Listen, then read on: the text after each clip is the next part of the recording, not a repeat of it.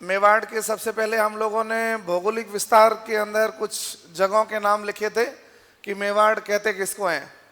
तो सबसे पहले हमने उदयपुर जिला लिखा था मेवाड़ में, चित्तौड़ लिखा था मेवाड़ में, राजसमंद लिखा था मेवाड़ में, प्रतापगढ़ लिखा था मेवाड़ में और भीलवाड़ा लिखा था। ठीक है, ये मेवाड़ है आपका। उसके बाद हम लोगों ने मेवाड़ का प्राचीन नाम लिखा था मेदपाट, एक नाम लिखा था प्रागवाट और एक नाम लिखा था सिवी जनपद। सिवी जनपद का क्या नाम है? सिवी जनपद। और उसके बाद मैंने स्पेशली चित्तौड़ के प्राचीन नाम लिखवाए थे आप लोगों को कि चित्तौड़ के प्राचीन नाम कौन कौन से हैं। तो एक तो कहा जाता है नगरी, एक कहा जाता है मध्यमिका, क्या बोलते हैं, एक बोलते हैं मध्यमिका, क्या बोलते हैं, ये चित्तौड़ के प्राचीन नाम है। ठीक है, और अब उसके बाद हम लोगों ने बात की थी मेवाड़ की अलग अलग समय के अंदर अलग अलग राजधानियां बनेगी। राजधानियां कितनी हुई? तो 4 हुई है। सबसे पहले राजधानी थी नागदा, कौन सी? उसके बाद में आहड़, दूसरी कौन सी? तीसरी चित्तौड़, तीसरी कौन सी? और सबसे लास्ट में कौन सी है? तो उदयपुर। ऐसे करके 4 राजधानियां हुई है अलग अलग समय में। नागदा को सबसे जो पहला वाला राजा हुआ करता था कालभोज या बप्पा रावल, क्या नाम है? या तो कालभोज कह दो या उसका निकनेम है बप्पा रावल। इसने बनाया था नागदा को राजधानी। अल्लट ने बनाया था किसको राजधानी? तो आहड़ को। जैत्र सिंह बना रहा है चित्तौड़ को। जैत्र सिंह ने किसको बनाया? और उदयपुर नगर किसने बसाया था? तो उदय सिंह। महाराणा प्रताप के जो फादर थे ना उदय सिंह जी, उन्होंने उदयपुर नगर बसाया और उदयपुर को इनकी कैपिटल बनाया था, राजधानी बनाया। एक तो ये स्टार्टिंग की रामायण ध्यान रखना। अब देखो, एक नाम स्टार्टिंग का गुहिल वंश के संस्थापक का नाम याद रख लेना। गुहिल वंश के संस्थापक का नाम है, फाउंडर का नाम है गुहादित्य, क्या नाम है? और गुहादित्य ने गुहिल वंश की स्थापना 566 ईस्वी में की है। कब की है?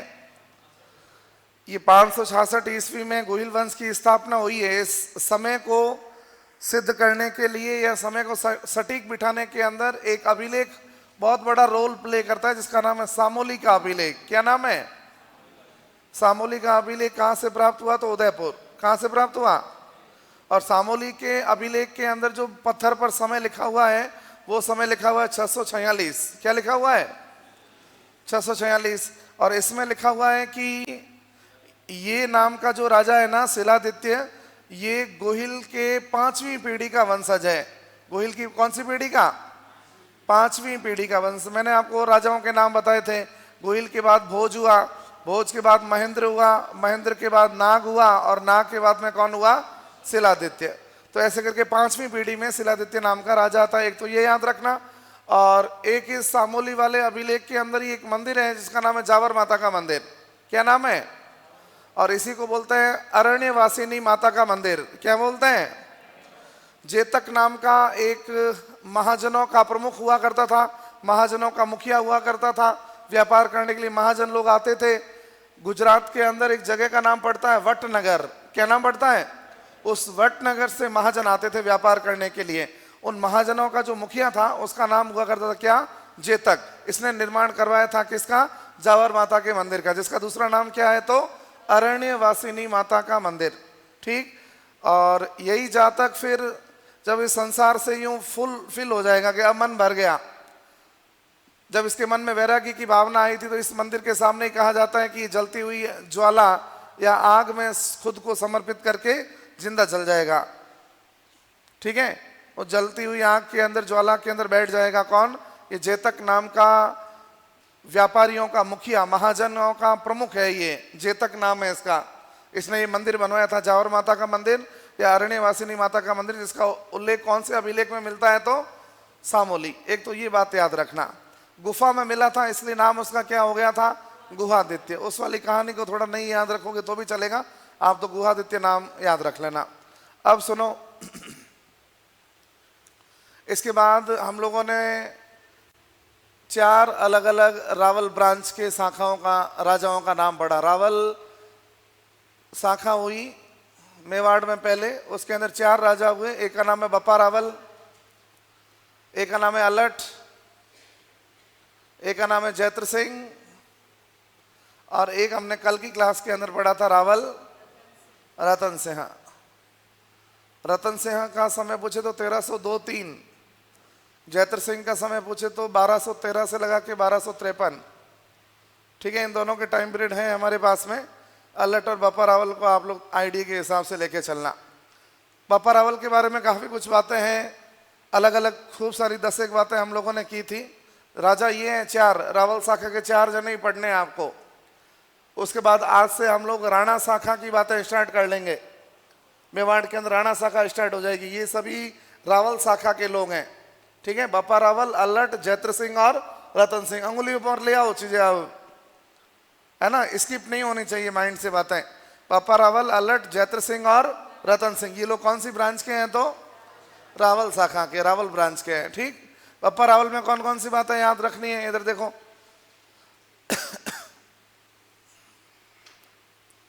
बप्पा रावल के अंदर एक तो इसका नाम याद रखना, कालभोज। और इस बप्पा को उपाधि बताने वाले इतिहासकार का नाम है श्यामल दास। क्या नाम है? श्यामल दास की किताब का नाम है वीर विनोद। क्या नाम है? उन्होंने कहा था कि बप्पा रावल में बप्पा अपने आप में एक उपाधि है। कालभोज नाम ओझा ने बताया था। किसने बताया था? ओझा ने, GH ओझा या डॉक्टर गौरी शंकर हीरानंद ओझा ने बताया था कालभोज नाम। अब खूब सारी बातें, एक तो हरित ऋषि वाली कहानी याद रख लेना। हरित ऋषि वो आश्रम था, गाय चराते थे, महादेव जी के भक्त थे। और महादेव जी में भी यदि पूछे किस संप्रदाय के, तो लकुलिस संप्रदाय के ऋषि हुआ करते थे, ये लकुलिस संप्रदाय के। ठीक है, और उन्हीं के आशीर्वाद से उनको प्राप्त हुआ था मेवाड़। लेकिन चित्तौड़ अलग से कहानी पढ़ोगे कि चित्तौड़ कैसे मिला बप्पा रावल को। तो चित्तौड़ उन्होंने युद्ध किया था 734 ईस्वी के अंदर। यहाँ का राजा हुआ करता था मानमोरी। क्या नाम है? इस मानमोरी को पराजित किया, हराया, हटाया यहाँ से, और उसके बाद इन्होंने चित्तौड़ पर अधिकार कर लिया। ये 2 बातें। उसके बाद कहा जाता है कि जीतते जीतते ठेठ अफगानिस्तान तक चले गए। और अफगानिस्तान में कौन सी जगह? गजनी में राजा का नाम हुआ करता था सलीम। किसको हराया था इन्होंने? और वापस आते इन्होंने एक नगर की स्थापना भी ना की है, जिसका नाम है क्या? रावलपिंडी। रावलपिंडी नामक नगर भी बसाया। ये बात याद रखना। सोने का सिक्का भी चलाया। गुड। सोने के सिक्के का वेट कितना था? 115 ग्राम। टैक्स भी वसूल किया। देवीय उत्पत्ति के सिद्धांत को भी लागू किया कि हम लोग राजा महाराजा जो हैं सब भगवान के द्वारा भेजे गए हैं। देवीय उत्पत्ति का सिद्धांत इन्होंने प्रारंभ किया था कि महादेव जी मेरे सपने में आए थे और उन्होंने कहा कि मैं अब बूढ़ा हो गया हूँ, तो मेरे से तो उधर अमेरिका, यूरोप वगैरह वो भी संभालने पड़ते हैं मेरे को। महादेव जी ने कहा बप्पा रावल को, तो इधर वाला जो एरिया है कि ये बप्पा रावल का तू संभाल, तू यहाँ से टैक्स वसूल। बोली जनता ने मान भी लिया और उसको टैक्स देना स्टार्ट किया था। तो सबसे पहले मेवाड़ में टैक्स वसूलने का काम किसने किया? तो बप्पा रावल ने। ये कुछ बातें बप्पा रावल की थी, इसको माइंड में रखना आप लोग। यही है खास खास बातें, या और भी कोई बच गई, छूट गई? है ना, ये मोटी मोटी बातें ये याद रखने की थी, इसको माइंड में रखना आप लोग। उपाधियां थी लास्ट में। उन उपाधियों के अंदर एक चकवे वाली उपाधि याद रख लेना। चकवे, चकवे का मतलब जो चारों दिशाओं के अंदर विजय प्राप्त करने वाला हो, जीतने वाला हो। बाकी ये लोग हिंदू वंशी, सूर्यवंशी हिंदू थे, तो इसने हिंदू सूरज कहा था खुद को। मोस्टली सभी मेवाड़ के राजाओं ने हिंदू सूरज कहा है, हिंदू सूरज या हिंदू सूर्य। और एक उपाधि और पढ़ी थी आपने, राजगुरु। ये राजगुरु नामक उपाधि, ये प्रश्न नहीं बनेंगे। प्रश्न क्यों नहीं बनेंगे? रीजन है इसका। कुंभा जब आप लोग पढ़ोगे तो कुंभा के अंदर गुरु गुरु नाम से 4 उपाधियां आएगी उसकी। कौन कौन सी? कुंभा को आप लोग और किन किन नामों से जानते हो? पहाड़ी दुर्गों का विजेता होगा, इसलिए कुंभा को कहा जाएगा क्या? हाल गुरु। ठीक है, खूब सारा दान देगा, इसलिए कुंभा को कहा जाएगा क्या? दान गुरु। एक यही वाला नाम जो अभी आपने लिखा है राजगुरु, ये कुंभा की उपाधियों के नाम सुनोगे, हाल गुरु, दान गुरु, राजगुरु। तो जहां पर क्लेश होता है, चीजें टकराती है, तो वहां पे अमूमन प्रश्न पूछने से एग्जाम में बचता है, तो एक चकवे वाला प्रश्न है, वही थोड़ा सा याद रखना आप। तो ये चकवे, बापा रावल ने कौन सी उपाधि धारण की है? चकवे वाली। ठीक, ये इनको थोड़ा सा ध्यान रखना। फिर इसके बाद में दूसरे शासक के अंदर अपन ने पढ़ा था अलट को। दूसरे शासक के अंदर पढ़ा था अलट। अलट का दूसरा नाम है आलू रावल। कोई नहीं पूछेगा, फर्जी बात है।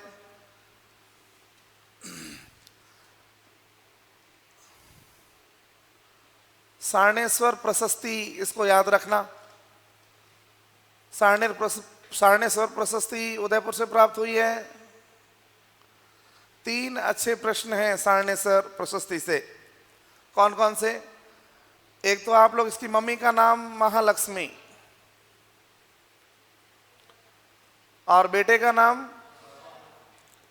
पुत्र का नाम है नरवाहन, और एक अलट ने खुद का नाम लिखा है इसके अंदर। ये 3 नाम सारणेश्वर प्रशस्ति में मिलते हैं। अलट खुद का नाम लिखा, पुत्र का नाम लिखा और माँ का नाम लिखा। एक तो ये जानकारी मिलती है। इसी सारणेश्वर प्रशस्ति से मेवाड़ के अंदर नौकरशाही स्टार्ट हुई है, इसकी जानकारी मिलती है। ब्यूरोक्रेसी, या आप कह सकते हो प्रशासनिक व्यवस्था प्रारंभ हुई है। हम लोगों ने कुछ पदों के नाम लिखे थे, आप लोगों ने ध्यान दिया हो तो, है ना? अक्सपटलिक, है ना? संधि विग्रह, है ना? अक्सपटलिक, संधि विग्रह। एक था भेसगा धीराज।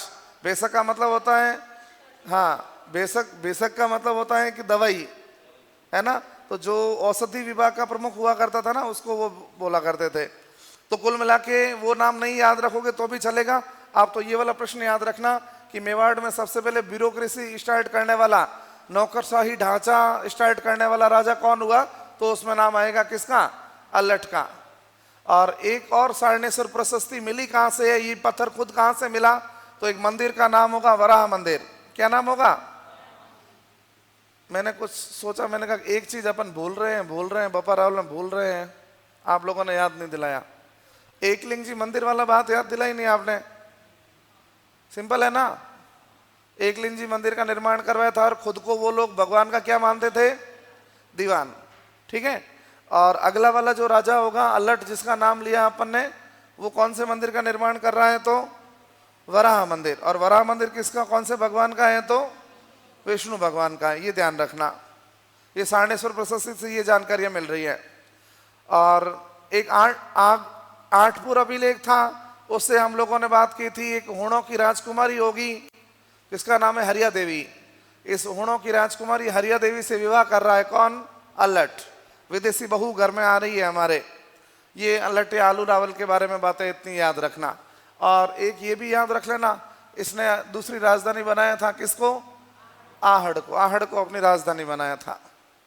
ठीक। उसके बाद में तीसरा शासक हमने जैत्र सिंह पढ़ा। जैत्र सिंह के अंदर एक प्रश्न तो ये याद रखना, मध्यकालीन मेवाड़ के मध्यकालीन मेवाड़, मिडेवल मेवाड़, मध्यकालीन मेवाड़ के इतिहास का गोल्डन एरा, स्वर्ण काल कहा जाता है इसके टाइम पीरियड को। ठीक है। दूसरा एक युद्ध हुआ था जिसका नाम है भूतला का युद्ध। युद्ध का क्या नाम है? भूतला का युद्ध है कहाँ पे? भूतला कहाँ पर है? गोगुंदा में। गोगुंदा कहाँ पर है? कब की घटना है? तो 1227 ईस्वी की। कब की घटना है? और किसके किसके बीच में हुआ? तो दिल्ली के राजा का नाम है इल्तुतमिश। क्या नाम है? और इल्तुतमिश की भागती हुई सेना ने कौन से गांव को लूटा था? तो आंसर क्या आएगा? नागदा। नागदा गांव को लूटा था इन्होंने, और ये हारा था। भूतला का युद्ध इल्तुतमिश हारा था। ये जैत्र सिंह के बारे में बातें याद रख लेना। ठीक है। ये अच्छा प्रश्न है, भूतला वाला और स्वर्ण काल वाला। और देखो लास्ट में रावल रतन सिंह। और रावल रतन सिंह को मैं थोड़ा ढंग से वापस बता देता हूँ आप लोगों को। कल आप लोग थे नहीं क्लासों में, कोई तो एक तो टाइम पीरियड याद रखना। कई किताबें 1301 से 3 भी लिखती है, कोई फर्क नहीं पड़ेगा ज़्यादा उससे। 2-3 लिखो, 1-3 लिखो, एक ही रावल रतन सिंह। रतन सिंह के पापा का नाम है समर सिंह। क्या नाम है? समर सिंह। और एक इसका रतन सिंह का छोटा भाई है, उसका नाम भी थोड़ा माइंड में रखना, कुंभकर्ण नाम है उसका, कुंभकर्ण। क्या नाम है? जब रतन सिंह हार गया था, यहाँ पे मर गया था चित्तौड़ के अंदर, तो कुंभकर्ण भागकर चला गया था कहाँ पे, और वहां पर जाकर उसने राणा शाखा की स्थापना की है। कहाँ पे जाके? नेपाल में जाके राणा शाखा की स्थापना की। ये थोड़ा सा देख लेना। अब देखो, रावल रतन सिंह के समय की सबसे बड़ी घटना होगी कि अलाउद्दीन खिलजी का चित्तौड़ अटैक, चित्तौड़ आक्रमण। और हमने अलाउद्दीन खिलजी के 4 आक्रमणों की बातें की है, 1301, 1303, 1308 और 1300। ये क्रम याद रखना, आरएस फ्री में पूछा गया था प्रश्न ये कि अलाउद्दीन खिलजी ने राजस्थान में कहां कहां आक्रमण किए हैं। तो सबसे पहले रणथंभौर पर आक्रमण करेगा। हमीर है वहां पर, हमीर देव चौहान, क्या नाम है राजा का, और उसकी पत्नी है रंगदेव। हमीर हट के लिए जो फेमस था ना, वो हमीर जो हट के लिए अपनी प्रसिद्ध हुआ करता था, वही हमीर है, हमीर देव चौहान। ठीक, उसकी पत्नी होगी रंग देवी। राजस्थान का पहला साका हो रहा है वहां पे, उससे पहले साका वाका कभी नहीं हुआ। 1301 की घटना राजस्थान के अंदर पहली बार होगा। रंग देवी जल के अंदर, पानी के अंदर जाके समाहित हो जाएगी, जल जोहर होगा। ठीक है, और उसके बाद केसरिया साफा पहनकर हमीर देव चौहान वगैरह ये ग्राउंड में उतरे। ठीक, तो उन्होंने किया केसरिया। लड़के या पुरुष करते हैं केसरिया, महिलाएं करती है क्या, जोहर। पहले होता है जोहर और बाद में होता है केसरिया। इन दोनों घटनाओं को साथ में बोलते हैं साका। क्या बोलते हैं? तो राजस्थान का पहला साका 1301। राजस्थान का पहला साका कब हुआ, कहां पर हुआ? तो रणथंभौर सवाई माधोपुर में। कहां पर हुआ? रणथंभौर। रणथंभौर कहां पर है? तो सवाई माधोपुर में। ठीक है, और उसके बाद हम लोग ये जो 1303 में चित्तौड़ पर आक्रमण हुआ था, यहां से बातें मैं आपको रिवाइज वापस करवा रहा हूं।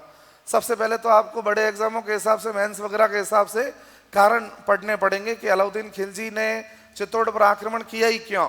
तो आप लोग ध्यान रखना कि हिस्ट्री के अंदर जो घटनाएं घटेगी, उनमें किसी एक घटना के पीछे कोई एक कारण जिम्मेदार नहीं होगा। लॉट ऑफ रीजन, खूब सारे कारण होंगे किसी घटना को घटने के पीछे। तो पहला कारण साम्राज्यवादी नीति, साम्राज्यवादी विस्तार की नीति। ठीक है, अलाउद्दीन खिलजी जैसे बड़े राजा जब दिल्ली में राज कर रहे होंगे, तो मेवाड़ के अंदर कोई व्यक्ति अपनी शक्ति बढ़ा रहा है, नाक के जस्ट नीचे, मैंने ऐसे शब्दों का यूज किया है, तो ऐसी बात किसी को पसंद आएगी नहीं। तो दिल्ली के जितने भी बड़े एम्परर हुए, उन सभी ने लगभग राजपूताना को, राजस्थान को जीतने की कोशिशें की ही है, करी है, सभी ने कोशिशें की है। तो एक तो साम्राज्यवादी विस्तार की नीति होगी। दूसरा आप लोग ध्यान रखना कि मेवाड़ का बढ़ता हुआ प्रभाव, मेवाड़ भी अपनी शक्ति धीरे धीरे बढ़ा रहा था, मेवाड़ का बढ़ता हुआ प्रभाव। एक स्पेशली चित्तौड़ का भौगोलिक एवं सामरिक महत्व, भौगोलिक एवं सामरिक। हमने कहा था कि इकोनॉमिक के रूप से मालवा और इधर गुजरात, इन दोनों पर नियंत्रण स्थापित करने के लिए, एक तो जगह थी कौन सी, मालवा, और एक थी जगह गुजरात, इन दोनों पर नियंत्रण स्थापित करने के लिए चित्तौड़ ठीक पड़ता था, बीच में पड़ता था। चित्तौड़ से इधर मालवा भी चले जाओ, मालवा मतलब जहां से मेवाड़ खत्म होकर एमपी लगता है, उस जगह को मालवा बोल रहे हो, और इधर आपका गुजरात, दोनों के बीच में है मेवाड़, ठीक ठाक कंडीशन में। 3 तो रीजन ये, और एक रीजन और कौन सा था चौथा? हाँ, बहुत बढ़िया, ये बहुत बढ़िया, ये वाली बात बता रहा था मैं आपको कि ये जो रावल रतन सिंह के पापा थे ना, समर सिंह, जब ये राजा हुआ करते थे, तब अलाउद्दीन खिलजी एक बार जा रहा था सेना लेकर, कहाँ पे, गुजरात। तो उस कंडीशन में अलाउद्दीन खिलजी को बीच में रोककर टैक्स लिया था, किसने? रतन सिंह के पापा समर सिंह ने। अलाउद्दीन खिलजी के मन में वो बात बैठ गई थी कि चित्तौड़ वालों की, राजस्थान वालों की इतनी औकात, हमसे टैक्स ले ले। तो फिर ये बात प्रतिष्ठा पर प्रश्न चिन्ह था, ये बदला लेना था वापस उनसे। ठीक है, तो ये चौथे कारण के रूप में याद रखना समर सिंह वाली घटना। और सबसे लास्ट में 5वां कारण बना देना, किसको? पद्मिनी की सुंदरता या पद्मिनी की कहानी वाली वो 5 रीजन, ये 5 कारण है। अब पद्मिनी पढ़ो, पद्मिनी के अंदर ज्यादा कुछ बातें याद नहीं रखनी है, एग्जाम के पर्सपेक्टिव से बातें याद रखनी है। आपको कोई नहीं पूछेगा कि पद्मिनी के पापा का नाम गंधर्व सेन था, पद्मिनी की मम्मी का नाम चंपावती था, कोई नहीं पूछेगा आपसे। श्रीलंका की थी, है ना, जयसूर्या की बहन, भाई श्रीलंका वाले, मैंने कल भी थोड़ी बात ऐसे हंसी में ली थी कि श्रीलंका वाले तो कितने खूबसूरत हैं खिलाड़ी, क्रिकेट वाले देख लो आप, और ये इतना सुंदर पीस कहां से आया? तो थोड़ा सा मतलब गले से नीचे उतरता कम है। पद्मिनी श्रीलंका की है, आप लोग ऐसा मान लो। पद्मिनी की जो एग्जाम में प्रश्न आते हैं वो देखो आप लोग, उन पे बात करता हूं मैं सीधा। पद्मिनी की कहानी लिखने वाला व्यक्ति है कौन? तो उसका नाम है मलिक मोहम्मद जायसी। मलिक मोहम्मद जायसी पहला मुस्लिम है जो हिंदी भाषा के अंदर लिख रहा है। मलिक मोहम्मद जायसी ने 1540 ईस्वी के अंदर एक ग्रंथ लिखा जिसका नाम है पद्मावत। क्या नाम है? और पद्मावत अवधी भाषा में लिखा है। कौन सी भाषा में? तो अवधी भाषा में लिखने वाला पहला मुस्लिम राइटर यही होगा, मलिक मोहम्मद जायसी। और अब इस मलिक मोहम्मद जायसी ने जो पद्मिनी की कथा लिखी है, पद्मिनी की जो बातें लिखी है, इसमें दो पक्ष बनते हैं कि इसको सत्य कितने जनों ने माना है और अस्वीकार कितने जनों ने किया है। तो अस्वीकार करने वालों में एक व्यक्ति है जो बूंदी का है, हाड़ौती का है। बूंदी हाड़ौती में कहा जाता है कि हाड़ा वंश हुआ करते था और हाड़ा शासक का नाम है राम सिंह। क्या नाम है? हाड़ा शासक का नाम है राम सिंह। इसके दरबार का कवि था, दरबारी कवि था जिसका नाम है सूर्यमल मिसण। क्या नाम है? सूर्यमल मिसण, ये नाम है। मिश्रण अपन कहते हैं, बना दिया अपन ने मिश्रण, नाम मिसण है उनका, मिसण, सूर्यमल मिसण। ठीक है, ये बूंदी के रहने वाले हैं, हाड़ौती के रहने वाले हैं। राजस्थान के अंदर राजस्थानी साहित्य में खूब लिखा है इन्होंने। ढूंढर आप लोग पढ़ोगे आगे जाके राजस्थान की बोलियां, उस राजस्थान की बोलियां में 4 अलग अलग राजस्थान की बोलियां हैं, उसके अंदर उप बोलियों के अंदर आप लोग हाड़ौती को पाओगे। ठीक है, उस हाड़ौती में लिखा था इन्होंने, 2 किताबें लिखी है। एक तो इनकी किताब का नाम था वीर सतसई। क्या नाम है किताब का? ध्यान रखना, ये वीर सतसई के अंदर 20 सोरठे हैं। कितने सोरठे हैं? दोहों को सोरठा कहा जाता है। क्या कहा जाता है? सोरठे। 20 सोरठे। 1857 की क्रांति के समय, 1857 क्रांति के समय ये किताब लिखी गई थी। 1857 की क्रांति के समय ये बुक लिखी गई थी, वीर सतसई। एक और इनकी फेमस किताब है, उसका नाम है वंश भास्कर। क्या नाम है? वंश भास्कर। तो ये सूर्यमल मिश्रण थे जिन्होंने इस पद्मिनी वाली कहानी को स्वीकार नहीं किया, ऐसे याद रखना। अस्वीकार करने वाले में ये है सूर्यमल मिश्रण। और किसने सत्य माना है? कर्नल जेम्स टॉड ने सत्य माना है। और दूसरा सत्य माना है किसने? मोहनोत नैणसी ने सत्य माना है। ये 2 जने हाँ भरेंगे, 1 जना मना करेगा। ठीक है, पद्मिनी वाली कहानी को भाई थोड़ा सा कम समझ में आता है ना, कि आप लोग पढ़ते हो कि हीरामन नाम का एक तोता है और वो आके रतन सिंह के सामने पद्मिनी के गुणों का बखान करता है कि पद्मिनी सुंदर है, नैसी है, नैसी है। तो पद्मिनी यहाँ से, आपके यहाँ से, मेवाड़ से ठेठ श्रीलंका जा रहा है शादी करने के लिए, और फिर वहां से परनीच के उसको ला रहा है। फिर ये वाली घटनाएं इधर हुई है। भाई मुसलमान लोग यहाँ पर आए आक्रमण करने के लिए, तो ये रतन सिंह वगैरह लोग इतने भी भोले नहीं होंगे कि अकेला उसको छोड़ने गया होगा। नहीं, ये चले जाते हैं ऐसे पैदल घूमते घूमते के पान खा के आते हैं चलो। ऐसा तो नहीं हुआ होगा ना कि भाई राजा को भी, मतलब बड़ा राजा कहाँ छोड़ने जाता है इतना। तो लेकिन अब इतिहासकारों ने कहानी को समेटा है कैसे भी करके, तो आप लोग याद रखना। ठीक, तो एक तो ये पद्मिनी वाली कहानी। अब क्या हुआ साहब, पद्मिनी को अटैक कर लिया वहां पे, इसको रतन सिंह को लेके चले गए।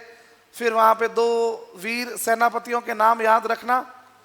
किताबें कहती हैं कि ये इनके भाई थे, इसके, है ना, गोरा और बादल, पद्मिनी के।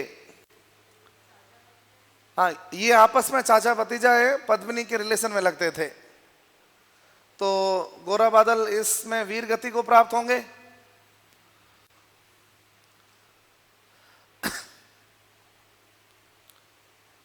अलाउद्दीन ने आक्रमण किया चित्तौड़ पर, कत्लेआम करवाया, और जिसमें कितने हजार लोगों को काट कर मारा। और यहीं पे घटना घटेगी राजस्थान का दूसरा साका और चित्तौड़ का पहला साका। राजस्थान का कौन सा? क्योंकि पहला राजस्थान का कहां पर हो रखा है, ये चित्तौड़ का पहला है। चित्तौड़ का पहला कब हुआ तो एग्जैक्ट डेट भी याद रख लेना, 25 अगस्त 1303। और 1600 + 1 1600 रानियां पद्मिनी, और इन्होंने किया अग्नि जोहर। क्या किया? अग्नि जोहर है, डेट 25 अगस्त। ठीक है। और पूछी तो आज तक नहीं गई है और न पूछेंगे। आप लोग इतिहास के अंदर थोड़ा सा तिथियों का ये लिखना, कम से कम प्राचीन और मिडाइवल में तो लोड नहीं लेना, केवल मॉडर्न में लोड लेंगे। अपन आधुनिक भारत कभी पढ़ेंगे ना तो उस समय अपन लोग तिथियों को लेकर कभी बहस करेंगे, या अपन लिखेंगे भाई उसने ये तिथि कहा, उसने ये तिथि कहा। अब अपने यहाँ तो अब हल्दी घाटी के युद्ध को लेकर भी 2 तिथियां हैं, लेकिन पूछा कभी नहीं गया आज तक 18 जून है या 21 जून है। हल्दी घाटी की डेट को लेकर भी अपन थोड़ा सा कंफ्यूजन है, इतिहासकारों में द्वंद्व है। एक जो आपका खानवा का फेमस युद्ध है, आपको जानकारी हो तो, बाकी सभी जने खानवा के युद्ध को एक दिन पहले बताते हैं, लेकिन एक इतिहासकार है जो एक दिन बाद बताता है खानवा वाला युद्ध, वो भी उसमें भी डेट में आगे पीछे है। तो मिडाइवल को लेकर के डेटों की चिंता है ना करें आप। हिस्ट्री इतना भी बोरिंग सब्जेक्ट नहीं है कि मिडाइवल हिस्ट्री के अंदर भी उसको डेटे पूछनी पड़े। खूब घटना है यहाँ पर बातें करने के लिए, तो आप लोग निश्चिंत रहो, तिथियों को लेकर मत उलझना। यहाँ पे केवल 1303 याद रखना। अग्नि जोहर हो गया, फिर हुआ केसरिया, और रतन सिंह यहाँ पे काम आएंगे। ठीक है। और चित्तौड़ का हो जाएगा पहला साका। अब देखो, अब यहां के बाद भी कुछ प्रश्न हैं। चित्तौड़ पर अधिकार हो गया किसका? अलाउद्दीन खिलजी का। लेकिन अलाउद्दीन खिलजी वापस जा रहा है कहां पे? दिल्ली। और अलाउद्दीन खिलजी अपने बेटे को, अपने पुत्र को, जिसका नाम है खिज्र खां, क्या नाम है? खिज्र खां, इसको यहां पर अपॉइंट करके जाएगा, चित्तौड़ दुर्ग का प्रशासक बनाएगा जाएगा। और इसने चित्तौड़ का नाम चेंज कर दिया और नाम रख दिया क्या? खिजराबाद। मैंने आपको कहा था कि जयपुर का नाम आगे जाके चेंज होकर हो जाएगा मोमिनाबाद। क्या हो जाएगा? सिवाना का नाम आगे जाके चेंज हो जाएगा खैराबाद। और जालोर का नाम आगे जाके चेंज होकर हो जाएगा जलालाबाद। क्या हो जाएगा? ये और भी नाम चेंज होंगे मुसलमान सरदारों के द्वारा। मुसलमान लोग और नाम को चेंज करेंगे। ठीक है। जलालाबाद कहेंगे किसको? जालोर को। खैराबाद कहेंगे किसको? सिवाना को। और जयपुर को कहेंगे क्या? मोमिनाबाद। ये अलग अलग नाम देंगे, ये थोड़ा सा माइंड में रखना आप लोग। बाद में इनके नाम आएंगे। अभी खिजराबाद याद रखना। चित्तौड़ का नाम बदलकर खिज्र खां के नाम पर क्या कर दिया गया? खिजराबाद। खिजराबाद। और इधर सिवाना वाले में थोड़ा कंफ्यूजन है, वो है खैराबाद। क्या नाम है? बस ऐसे थोड़ा माइंड में रख लेना। अब देखो, खिज्र खां 2 डेवलप कर रहा है, 2 बिल्डिंगें बन रहा है, 2 इमारत बना रहा है। एक तो उसने गंभीरी नदी पर पुल बनाया। कौन सी नदी पर? और इसी गंभीरी नदी के किनारे पर चित्तौड़ बसा हुआ है, याद रखना। गंभीरी नदी पर कौन सा, गंभीरी नदी किनारे पर कौन सा नगर बसा हुआ है? तो चित्तौड़। और इसी गंभीरी नदी पर पुल या ब्रिज बनाने का काम किया। एक इसने चित्तौड़ के अंदर ही कहा जाता है कि मकबरा बनाया, और उस मकबरे के अंदर फारसी भाषा के अंदर एक अभिलेख मिला है, और उसी फारसी अभिलेख के अंदर उसने अपने पापा को कहा है सिकंदर सानी। क्या कहा है? एक तो उसने कहा कि संसार का रक्षक है मेरा बाप,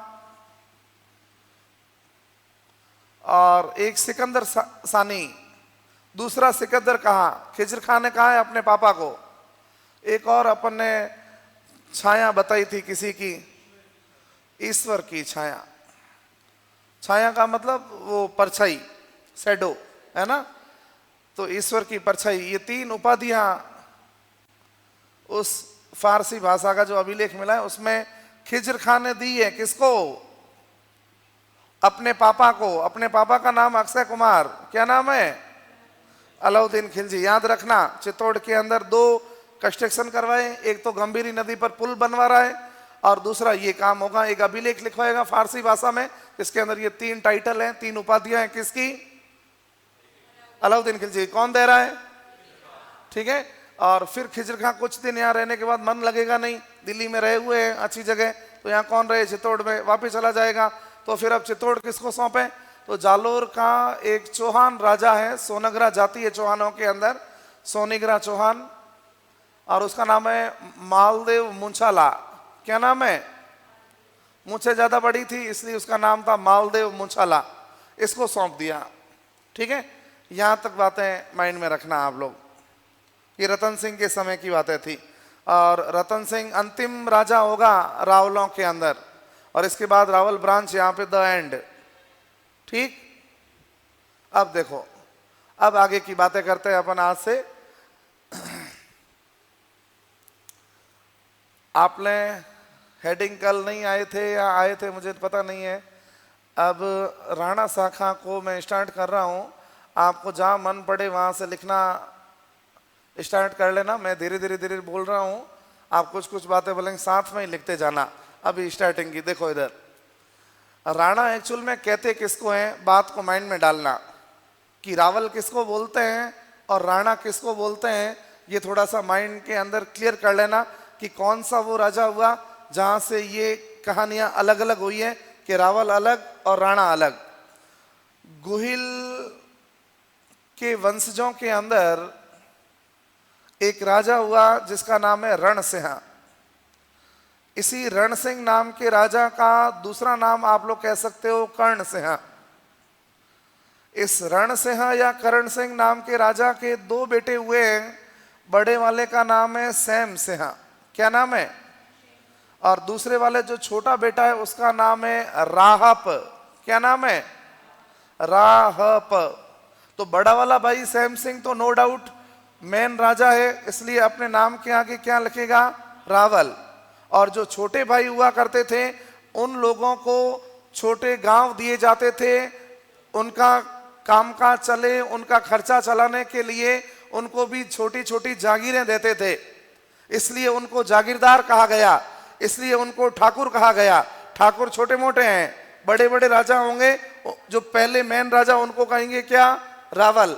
अब इस राहप नाम के राजा को या राहप नाम के व्यक्ति को जागीर के रूप में जो गांव मिला था इसका नाम है सिसोदा। क्या नाम है?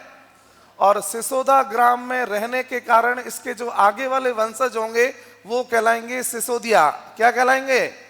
और ये सिसोदिया लोग छोटे वाले भाई के वंशज हैं, इसलिए अपने नाम के आगे जो टैग लगाएंगे उसका नाम होगा क्या? राणा।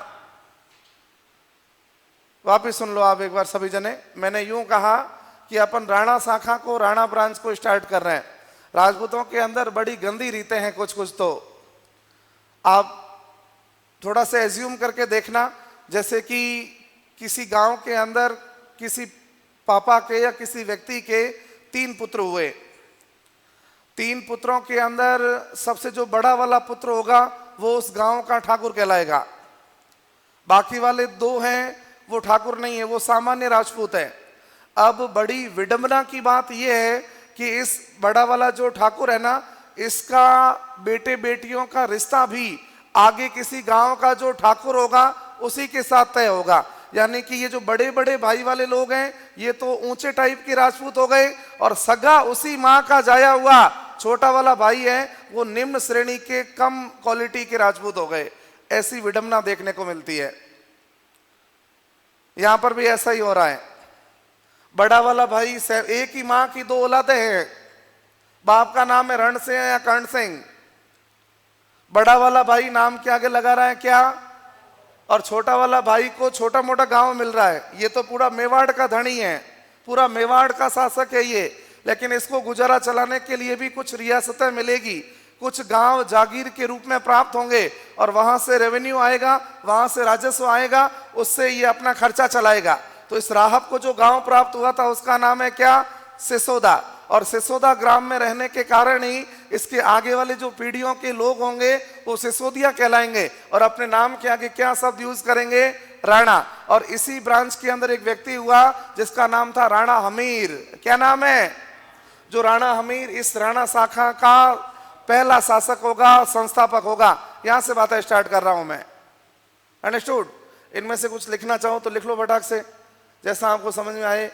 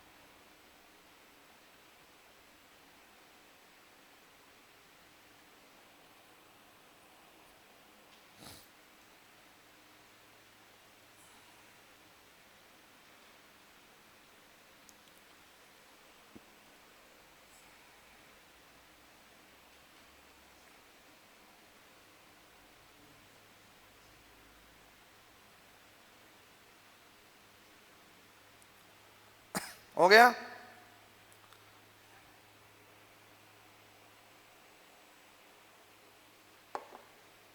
अब इधर देखो, कुछ बातें एक साथ और बता देता हूं, उसके बाद में वापस लिख लेना। अब इस राणा शाखा के अंदर जो पहला शासक हुआ उसका नाम अपन हेडिंग डाल रहे हैं राणा हमीर। और राणा हमीर का टाइम पीरियड 1326 से लगा के 1364 ईस्वी।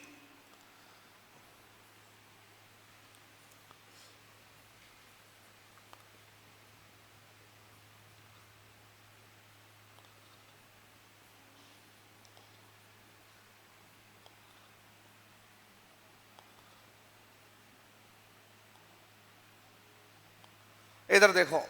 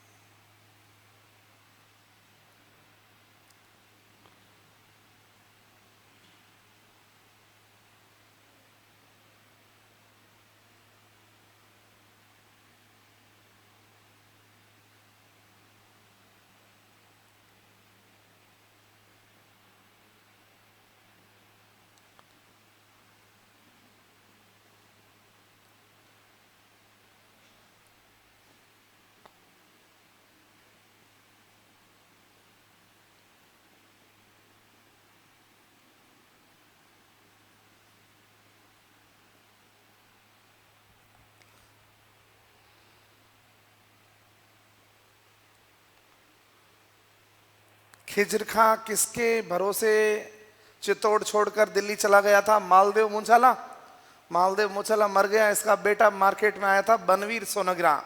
उस बनवीर सोनग्रा को हराया इसने, हमीर ने, और चित्तौड़ पर अधिकार किया। ये जालोर के हैं, याद रखना, मालदेव मुंशाला और बनवीर सोनग्रा।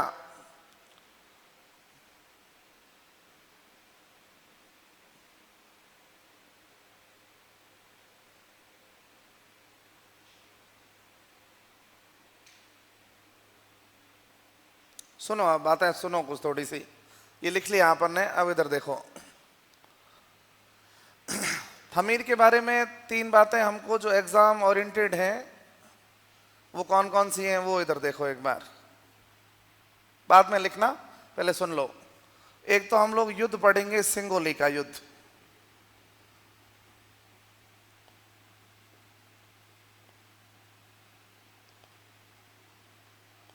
सिंगोली का युद्ध साहब कब हुआ? तो 1336 ईस्वी में हुआ। सिंगोली साहब है कहां पर? तो मध्य प्रदेश के अंदर जगह का नाम है नीमच। नीमच एमपी में है सिंगोली। एक तो ये घटना पढ़ लेंगे, ठीक है। और दूसरा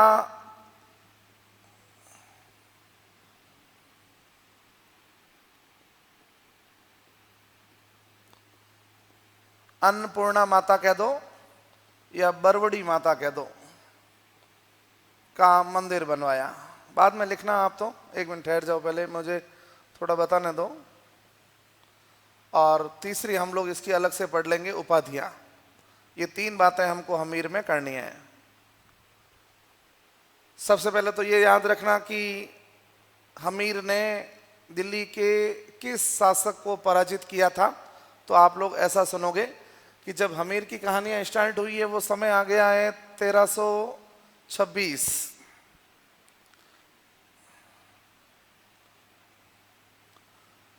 और 1325 के अंदर आपको जानकारी होगी दिल्ली में तुगलक वंश आ चुका है। खिलजियों का समय समाप्त हो गया और खिलजियों के बाद में तुगलक लोग मार्केट में आए हैं। और तुगलकों के अंदर एक शासक का नाम है मोहम्मद बिन तुगलक। क्या नाम है? उस मोहम्मद बिन तुगलक की सेनाओं को पराजित करेगा राणा हमीर। राणा हमीर सिसोदिया या राणा हमीर सिसोदिया की सेनाओं ने मोहम्मद बिन तुगलक की सेनाओं को पराजित किया सिंगोली के युद्ध में। सिंगोली कहां पर है? मध्य प्रदेश में नीमच में है। 1336 में पराजित किया था। इस सिंगोली की लड़ाई है, अलग से माइंड में डालना, ठीक है। नेक्स्ट, हमीर ने बरवड़ी माता के मंदिर का निर्माण किया है चित्तौड़ में। बरवड़ी माता का मंदिर, बरवड़ी की माता कह दो या अन्नपूर्णा माता कह दीजिएगा। आपको एक बात ये माइंड में क्लियर कर लेना कि राजपूतों के जितने भी वंश होंगे उनकी आराध्य देवी या इष्ट देवी अलग होगी और कुल देवी अलग होगी। तो यहां पर आप लोगों को पूछे कि मेवाड़ वालों की या सिसोदिया वंश की जो आराध्य देवी है, कुल देवी है, वो कौन कौन है? आराध्य देवी अलग, और इसी को आप लोग इष्ट देवी भी कह सकते हो, और कुल देवी अलग। तो कुल देवी का नाम तो बाण माता है या बायण माता, आप लोग जो भी कहते हो। क्या बोलते? यही बोलते हो ना, बायण माता या बाण माता। और आराध्य देवी के अंदर या इष्ट देवी के अंदर जो अभी आप लोग पढ़ रहे हो, बरवड़ी माता का नाम याद रखिएगा। बरवड़ी माता का मंदिर। कौन सी माता का मंदिर? बरवड़ी माता का मंदिर। ये बरवड़ी माता का मंदिर। बरवड़ी माता का एक दूसरा नाम क्या है? तो अन्नपूर्णा माता। कौन सी माता? और अन्नपूर्णा माता के मंदिर का निर्माण करवा रहा है कौन? तो हमीर, ठीक है। जो इनकी कैसी देवी है? तो आराध्य देवी। कैसी देवी है? जिसी को आप लोग इष्ट देवी के नाम से भी जान सकते हो। इष्ट देवी, इष्ट देवी या आराध्य देवी, बरवड़ी माता या अन्नपूर्णा माता का मंदिर, ठीक है। और अब अपन को बात करनी है इसकी तीसरी उपाधियां कौन कौन सी है उसको देखो। हमीर की उपाधियां, मेवाड़ हाथ से चला गया था रावल रतन सिंह के समय में, वापस हाथ में लिया है इसने उन चौहानों को हरा के। मालदेव मूछाला के बेटे बनवीर सोनगरा को हराया और वापस मेवाड़ हाथ में लिया, इसलिए इसको मेवाड़ का उद्धारक कहते हैं। मेवाड़ का उद्धारक। एक तो ये उपाधि याद रखना कि मेवाड़ का उद्धारक कहा जाता है इसे। दूसरा, जो कुंभा हुए थे, अभी आगे पढ़ोगे आप लोग कुंभा। इस कुंभा ने कुंभलगढ़ किले के अंदर एक प्रशस्ति लिखाई थी जिसका नाम है कुंभलगढ़ प्रशस्ति। क्या नाम है? इसी कुंभलगढ़ प्रशस्ति को कीर्ति स्तंभ प्रशस्ति भी बोलते हैं। क्या बोलते हैं? कीर्ति स्तंभ प्रशस्ति। और कुंभलगढ़ के इसी प्रशस्ति लेख में या इसी कीर्ति स्तंभ प्रशस्ति लेख के अंदर हमीर को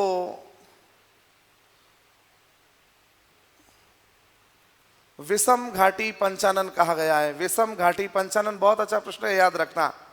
विषम घाटी पंचानन, पंचानन का मतलब होता है लॉइन, शेर।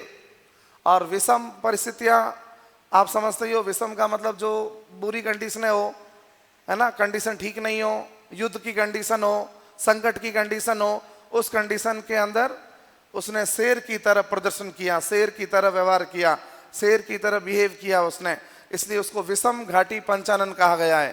किसने कहा, कहां पर लिखा, कुंभलगढ़ प्रशस्ति में। और कुंभलगढ़ प्रशस्ति का ही दूसरा नाम क्या है, तो कीर्ति स्तंभ प्रशस्ति। ठीक है, कुंभलगढ़ का किला है, उसके अंदर ये लगा हुआ है पत्थर, उसमें लिखा हुआ है शब्द कौन सा, विषम घाटी पंचानन। और ये विषम घाटी पंचानन किसकी उपाधि हुआ करती थी, तो हमीर की। किसकी, हमीर की। एक तो मेवाड़ का उद्धारक कहते हैं इसको, एक कुंभा ने इसको कहा था विषम घाटी पंचानन। एक और सुनो, इसको वीर राजा कहा हुआ है, वीर राजा। एक इसको वीर राजा किसने कहा, तो वो भी माइंड में थोड़ा सा याद रखना। इसी कुंभा का ही एक ग्रंथ है रसिक प्रिया। क्या नाम है ग्रंथ का, रसिक प्रिया ग्रंथ है। और रसिक प्रिया ग्रंथ में कुंभा ने हमीर को किस नाम से लिखा है, तो वीर राजा। ठीक है, और एक इसकी उपाधि कर्नल जेम्स टॉड ने दी है इसको, colonel James Tod. Colonel James Tod ने इसको क्या कहा, प्रबल हिंदू, प्रबल हिंदू, प्रबल हिंदू या महान हिंदू, ऐसा करके लिख लेना। ये इतनी बातें हैं। चिराग इधर आओ आप, कहाँ गया चिराग, जागृत तू आ इधर फटाफट।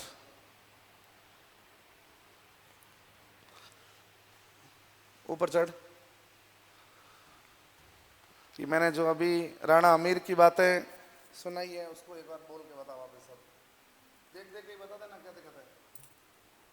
ऐसे लगता है, जैसे भी लगाना लगा लगा ऐसे लगेगा।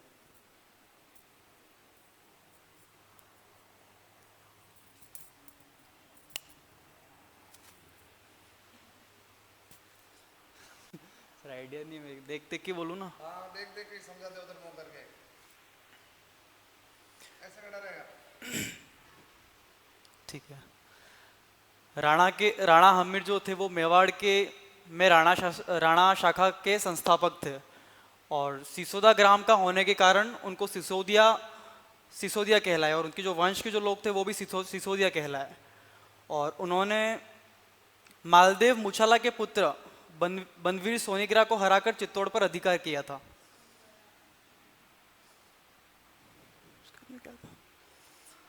और उनकी कुछ उपाधियां थी जिसमें कर्नल जेम्स टोड ने उनको प्रबल हिंदू, महान हिंदू या महान हिंदू कहा था। और विषम घाटी पंचानन भी कहा था। किसने, कुंभा ने, कुंभलगढ़ प्रशस्ति में, कीर्ति स्तंभ प्रशस्ति भी बोलते जिसको। और रसिका प्रिय ग्रंथ में वीर राजा की उपाधि उनको मिली है, रसिक प्रिय।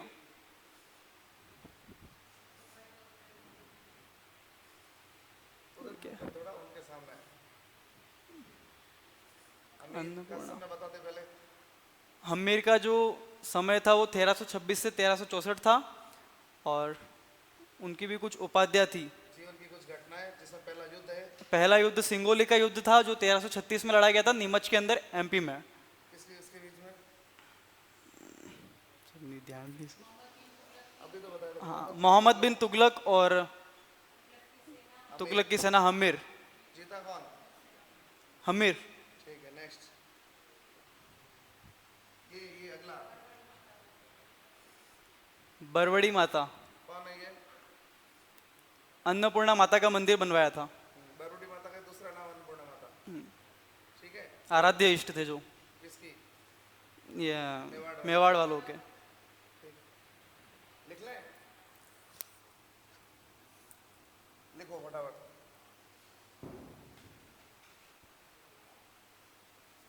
हमीर हेडिंग डाल दो पहले। हमीर लिखिए, सबसे पहले लिखिएगा सिंगोली का युद्ध। हमीर तो लिखा हुआ है, आपकी हेडिंग डाली हुई है, 3 बातें लिखी थी आपने वो लाइनें। उसके बाद लिखो पहला सिंगोली का युद्ध। सिंगोली कहां पर है, लोकेशन लिख लेना। सिंगोली कहां पर है? नीमच मध्य प्रदेश। कब की घटना है? तो 1336। लिखो फटाफट लिखो। सिंगोली का युद्ध जगह लिख लेना कहां पर है, कब हुआ था। अब अगली लाइन में लिखो 36। लिखो यह युद्ध मोहम्मद बिन तुगलक, मोहम्मद बिन तुगलक, यह युद्ध मोहम्मद बिन तुगलक तथा हमीर की सेनाओं के मध्य हुआ था, तथा हमीर की सेनाओं के मध्य हुआ था।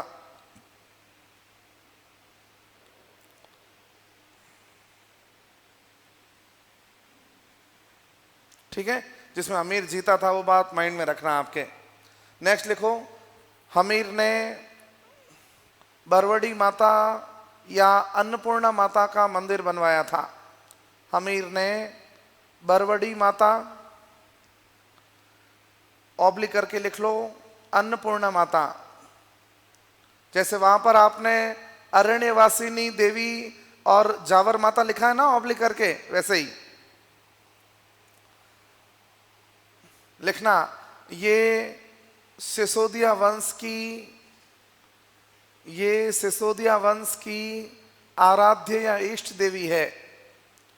सिसोदिया वंश की आराध्य या इष्ट देवी है।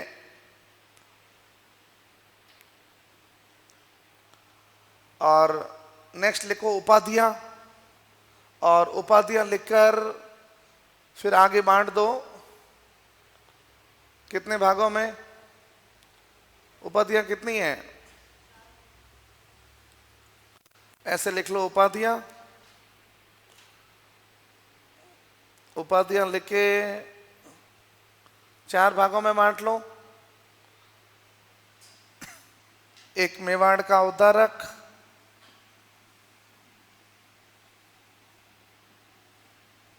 एक विषम घाटी पंचानन,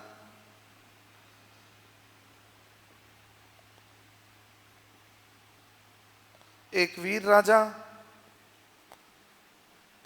एक प्रबल हिंदू या महान हिंदू।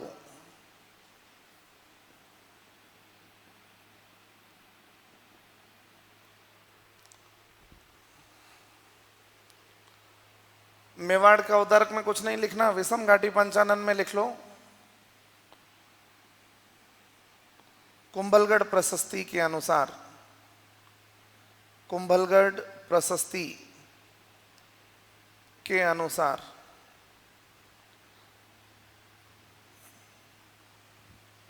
वीर राजा लिख लेना रसिक प्रिया के अनुसार।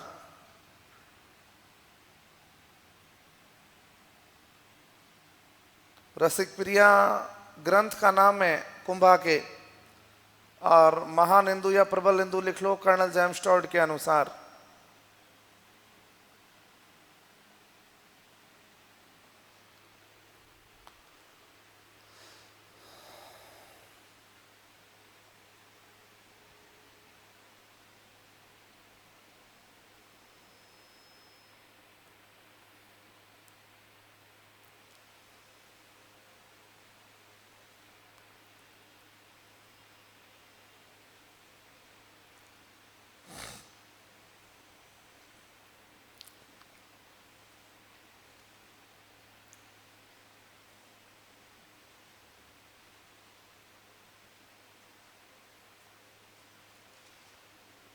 हो गया? ये अमीर है, ठीक है।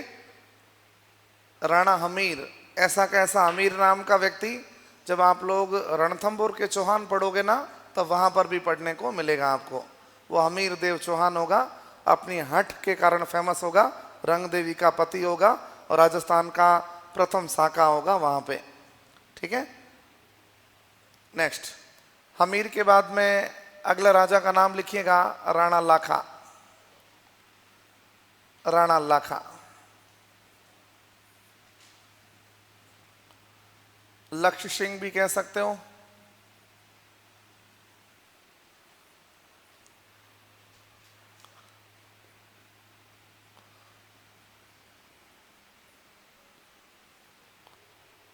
राणा लाखा या राणा लक्ष्य सिंह? समय लिख लो। 1382 से लगाकर 1421 ईस्वी। 1382 से लगा के 1421 ईस्वी। हो गया टाइम? 5 मिनट बस, 5-7 मिनट। सुनो, इस राणा लाखा के समय की 4 बातें हम लोग करेंगे। तो ऐसे विभाजन करके 4 भाग बना लो। एक तो इसके समय में चांदी की खानें प्राप्त हुई है जावर से। चांदी की खानें, खानें यानी माइंस, जावर से मिली थी। आपको पूछे कि उदयपुर में जो जावर माइंस है जहां से चांदी निकलती है, चांदी सीसा जस्ता निकलता है, वो किसके समय में उत्खनन हुआ था? तो राणा लाखा। चांदी की खानें जावर से प्राप्त हुई थी। ठीक है। इसी राणा लाखा के समय एक बंजारा था। घुमक्कड़ व्यापारी होते हैं ना, उनको बंजारा बोलते हैं, बंजारे। बंजारों द्वारा या बंजारे द्वारा पिछोला झील का निर्माण किया गया था। उदयपुर के अंदर एक झील बनी थी, कौन सी? पिछोला झील। पिछोला झील का निर्माण।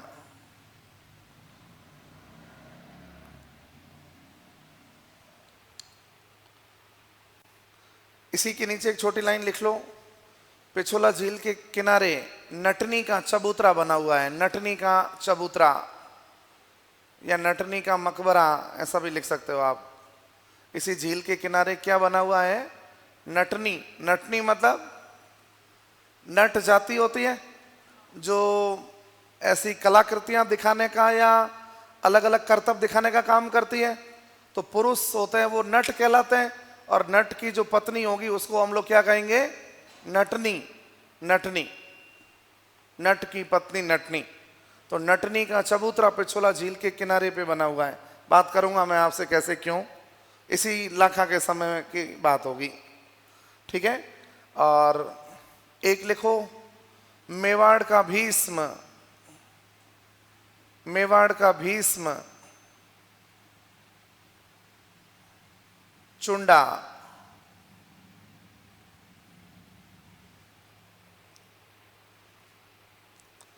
मेवाड़ का भीष्म होगा, वो चुंडा को बनाएंगे। कैसे, क्या बात करूंगा आपसे। और एक बात आप लोगों को याद रखनी है कि एक युवा लड़का है जो नकली बूंदी के किले की रक्षा करते हुए वीर गति को प्राप्त हो जाएगा। उसका नाम है कुंभाहाड़ा। तो चौथा नाम लिख लो आप लोग, कुंभाहाड़ा का बलिदान। ये 4 घटनाएं लाखा के समय की हैं। एक बात कर लेता हूं, लिखना भले ही मत, केवल सुन लो।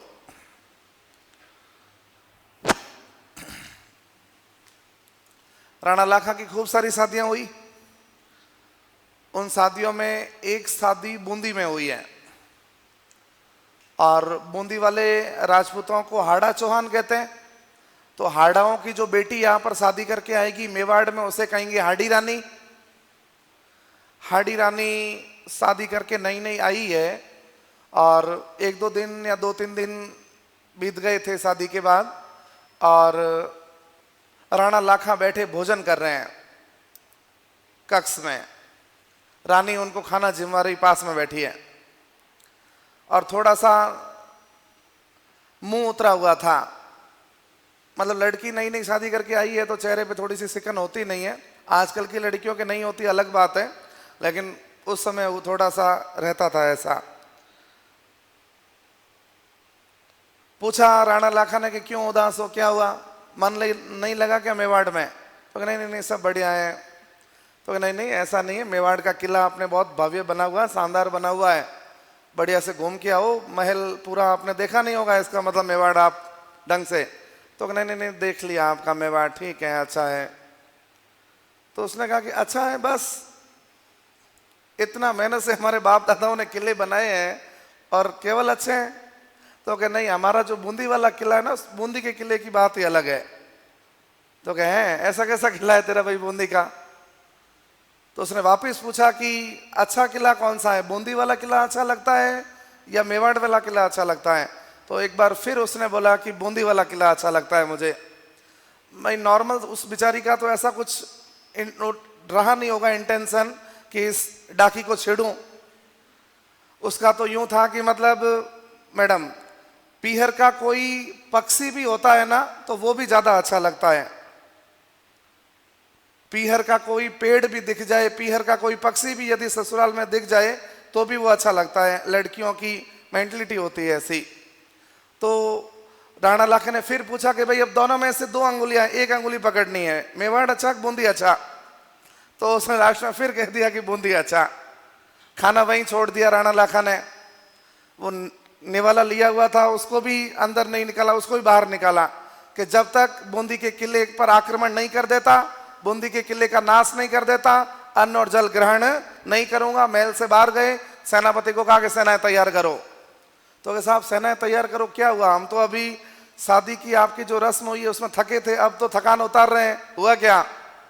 तो कुछ नहीं हुआ, बूंदी पर आक्रमण करना है, बूंदी पर आक्रमण करना है। 2 दिन पहले जहां पर आप तोरण मारकर आए हो वहां पर जाके तलवारें चलाओगे, कैसे लगोगे कि जवाई आदमी है, कल के दिन पढ़नीच के गया और आज लड़ाई करने आ रहा है? तो नहीं नहीं नहीं, मैंने तो प्रतिज्ञा कर दी है, जब तक बूंदी के किले का नाश नहीं करूंगा तब तक मैं अन्न और जल ग्रहण नहीं करूंगा। कोई समझदार थे राज्य के अंदर, पुरोहित जी, उन्होंने कहा कि साहब ऐसे गुस्सा नहीं करते, आपकी प्रतिज्ञा है, अच्छी बात है, मान लिया। हम चित्तौड़ से कुछ ही दूरी पर एक कमरा बना लेते हैं नकली मिट्टी का और उसके ऊपर लिखवा देते हैं बूंदी का किला, आप जाओ आक्रमण करो, उस पर तोड़ दो, आपकी कसम भी पूरी हो जाएगी और बूंदी का किला भी टूटा हुआ मान लिया जाएगा। तो कि जैसा भी करना है करो आप लोग फटाफट। मेवाड़ से कुछ ही दूरी पर बाहर जाके नकली बूंदी का किला बनाया गया। उस नकली बूंदी के किले पर लिखा गया भव्य बूंदी का किला, फोर्ट बूंदी। और उसके बाद मेवाड़ की चतुरंगनी सेना पूरी एकदम जैसे फिल्म का कैसे डबिंग होता है वैसे ऐसे तैयार होकर सेनाएं गई है। और अब थोड़ी देर दूरी पर कुंभा जी को खड़ा किया और कुंभा जी को कहा कि अब तीर चलाओ, मिट्टी का बना हुआ है, ऐसे ही बनाया था, टेम्परेरी घास फूस का गिर जाएगा। तो जैसे ही कुंभा जी वहां से तीर लेके खड़े हुए तो उस कमरे के पीछे से एक और तीर आया। तो उसने कहा कि यार मेवाड़ के अंदर इस नकली बूंदी के किले से भी तीर आ रहे हैं, ऐसा कैसा किला है, पता करो कौन है पीछे। तो जाके देखा तो पीछे एक युवा नौजवान लड़का 15 साल का, जिसका नाम हुआ करता था क्या, कुंभाहाड़ा। नॉर्मल हमारे रिवाज होता है कि जब लड़की शादी करके ससुराल जाती है तो या तो कोई छोटा भाई नहीं तो मामा नहीं तो चाचा, कोई न कोई एक व्यक्ति उसके साथ में जाता है जिससे कि उस लड़की का ससुराल के अंदर मन लग जाए।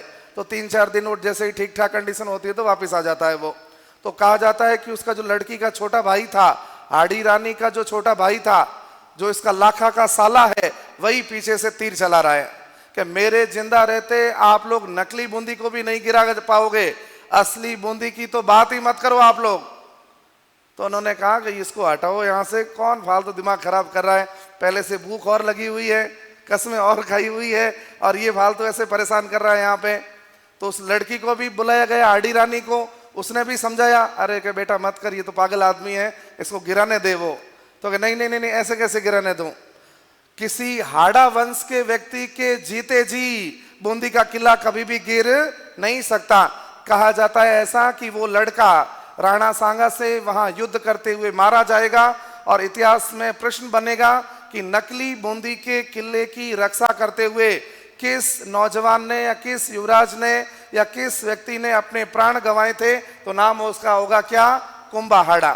किसके समय की कहानी है, तो लाखा के समय की।